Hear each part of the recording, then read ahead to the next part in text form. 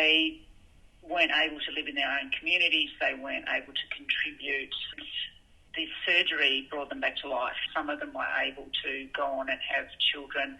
Many weren't, but they were able to get back to their communities and live. You'd walked for the Catherine Hamlin Fistula Foundation. You've just walked over 100 Ks and you've raised over $1,135, which is amazing. It's nearly $10 for every step, Jo. That's really cool. You were walking for the Catherine Hamlin Fistula Foundation. You were woken up in the middle of the night and you thought, that's who I want to walk. Yeah, so I work with women with pelvic floor dysfunction, and they have world-class care, but in Ethiopia you don't get world-class care. Catherine Hamlin, who's an Australian, and her husband set up the foundation in Ethiopia, helping women who had terrible birth trauma and did not have access to any kind of health care. If you have health care in the first place, the damage to the pelvis and fistula region would not happen. People would have a caesarean, but in that place, often the consequence were women losing their babies and then having to have their babies removed one way or another. That was the thing I couldn't walk past. Wow. They needed this surgery to repair. Some of them could, after the surgery, could go on and have children. Many of them could not. But without the surgery, they were shunned. They could not return to their communities. They were living very poor lives indeed. And this foundation actually addressed that at the cause. I think I might have seen the same documentary. Catherine was saying that she teaches all the women the moment they get pregnant again, the moment that they feel their baby starts to kick, to walk to her. So she can deliver the baby safely. And also her work at training so many people, passing her work on. An extraordinary Australian. Yeah, and that's the thing that perhaps people don't understand. Catherine Hamlin and her husband have both passed away. They stayed in that foundation into their senior years, but the foundation lives on with people that have been trained and are dedicated to this process. That's pretty amazing. I can remember most of them are in-country people that are trained. Absolutely extraordinary. And she was nominated for the Nobel Peace Prize twice, which is amazing. Remarkable legacy to leave behind. So we need to support this woman and the women that she helps. So, Jo, you're a walker and you've got a business. Do you want to just tell us a little bit about what you do? I'm a holistic personal trainer. What that means is partly we delve in the physical. It's generally more complex clients, people who have had perhaps the birth trauma or long-standing complexities that mean that they need a little bit extra support with navigating exercise to get things right. It's also the chemistry of health and food sensitivities and managing stress. And although that's my speciality, I've always loved hiking. I've found that when I talked about hiking, something lit up in women and they were much more likely to look after themselves if they had a hiking adventure to look forward to, or if they had hiking in their life. They would deal with their stress. They would eat better because they needed the energy.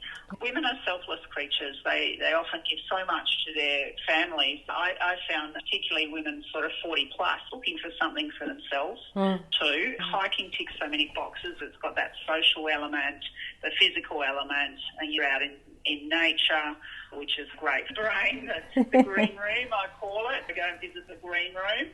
I offer beginners hiking for people who don't have confidence to just rock up to a group and get them going and get them excited about hiking. I used to offer international trips as well, but that's all gone a bit pear-shaped for the time being. I'll get back to that next year and have some international adventures to look forward to. That's so cool. So, Jo, we've never met. You were the first person outside, my circle of who popped up out of the woodwork and said, I want to walk for 100 Women². So tell us how you found 100 Women². I found it through Becca Loon. Actually, I have a hiking charity, and Becca just joined my board. So I've been through the process myself of setting up a charity and trying to get things started with not a lot of money, but a big heart and people who want to help. So I wanted to be one of those people, and it does depend on people getting excited and sharing your vision. Yeah. And I could see your vision, and I just thought, gee, that's really smart and effective. My charity runs an event, so a lot of things need to line up for people to come, but your people can do it wherever they are in the world. They can take part in this, and they can support any charity that resonates with them. And I just think women want to do that. They want to help. And for me, it was just like, I do want to be part of this. I want to help. The fact that it was based in Tasmania, knowing that it would be local women was probably a bit of a tipping point to get me to sign up. Great. So being the founder of a local charity, Tasmanian Iconic Walks, you've raised over $165,000 now for the Stroke Foundation. Go you! You know, that's amazing. Yeah, it sounds quite impressive, but it's not me that raises the money. We just create the platform, you know, get a few corporate teams up there and they can be quite competitive. And we just ask people to raise $1,000. And on average, teams raise $3,000. So we keep the bar low, but people want to help, they want to contribute. Stroke resonates with so many people, lots of people affected by strokes. Absolutely. So what was it like for you to watch that counter go up and raise the $1,135 using this online platform? Look, from my point of view, it was easy to use GoFundMe. It hooked into the charity, so immediately I could say 100% of the money that you donate is tax deductible. So that was easy. And then I've got a little app on my phone, so whenever I do a walk, I do an update so people knew what I was doing. Initially, the money kind of trickled in, and I think I got to about $360. And lots of people were saying, I already donate to this charity, and I really thought the Catherine Hamlin Fistula Foundation was so low profile, and that was part of the appeal of it.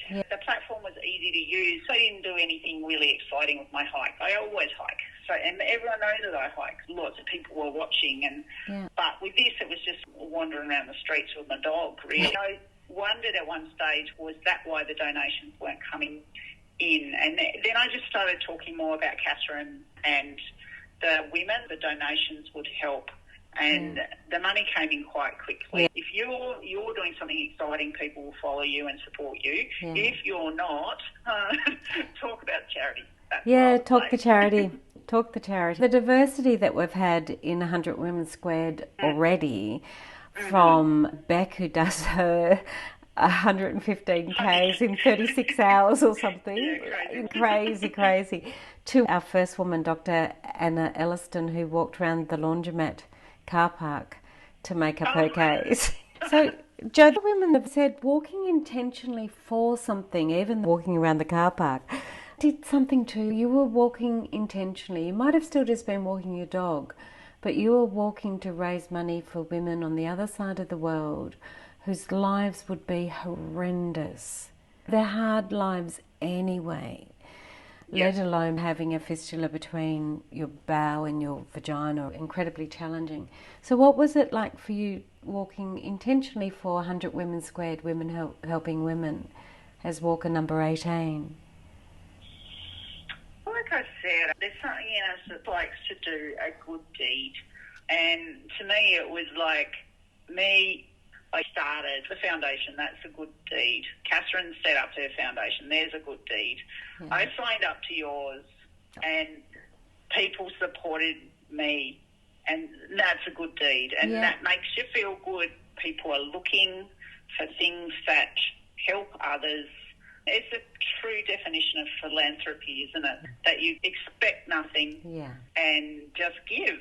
And that's what you've set up. You have set up a structure to make it very easy for people to do that and be part of a bigger movement. And anyone could say, I'm going to do this, I'm going to walk 100 Ks, and they could set up their own GoFundMe page. But being part of a bigger movement, and you've talked about the money that's coming in. I raised over $1,000, Becca and Amy over $3,000, and just seeing that tally is a little bit exciting. So, women look to connect, be part of something bigger than them, Yeah, just do a good deed. Absolutely. I'm just looking up the tally at the moment. We now have 31 women committed to walking, 7 current campaigns, and they're just about to finish. We'll leave yours up and running for a few more days, especially so we can get this posted. So far, we've raised as a collective $13,935 to go to issues that affect women. That's cool. Hey, that's really cool. Isn't that part of it? It's really exciting, and I love the conversations of the women.